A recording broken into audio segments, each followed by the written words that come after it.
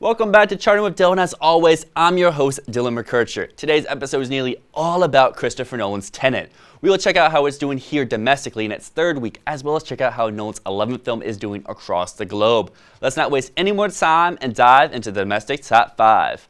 As I mentioned, Tenet is in its third week of release, earning $4.7 million, dropping just about 30% from the numbers I reported last week. The trends of films having good legs continues here on the domestic side of things. This could be for numerous reasons, such as more theaters continue to open up, more people start to feel safe and comfortable enough to venture out, and on the flip side, there's not as much competition to draw interest away. Tenet continues to reign supreme of the domestic chart, in fact adding 120 theaters this past weekend, as we see the New Mutants in second place, which is also doing pretty good. The Fox Disney flick has an amazing hold of 12%, losing just $200,000 compared to last week, and a new film cracks the chart for as Infidel grossed for an opening weekend of $1.3 million in a little over 1,700 theaters.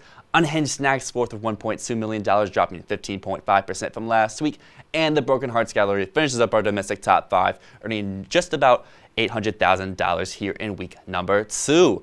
Moving along, we introduce a new chart to the show, the worldwide top 5 for 2020.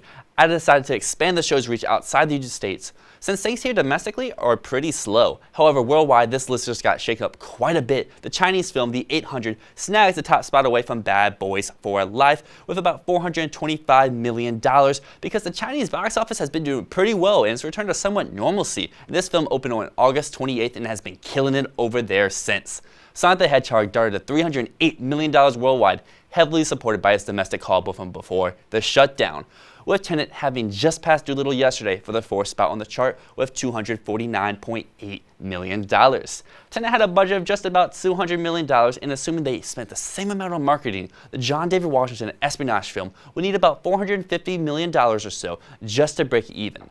Speaking of Tenet's performance worldwide, let's dive into the film's top 5 markets, where we see China take the lead with $60.6 million with the domestic total in second place. After that, we see the United Kingdom, France, and Germany round out the top 5. Taking a closer look at Tenet's totals in its 2 biggest markets, we see that they both open on September 3rd, having an even amount to earn their sum. China nearly doubles the North American totals.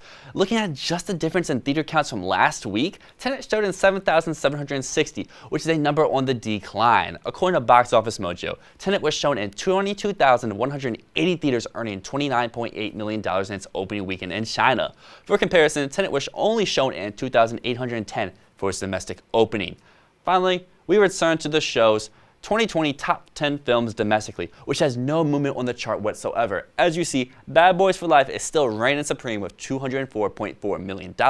Then going through the rest of the list, we got Sonic the Hedgehog in second, Harley Quinn in third, Doolittle, The Invisible Man, The Call of the Wild, and Onward all trailing. Guy Ritchie's The Gentleman barely edges out Tenet by just $300,000, but if we're being completely honest, Tenet has probably already surpassed the comedy for the 8th spot on the 2020 domestic chart. And with that being said, check back next week to see if there's any signs that start to show for the posterity of the box office return to its former glory, or Tenet continue to attempt to leg it out for the long haul until whenever the next blockbuster actually lands into the domestic markets.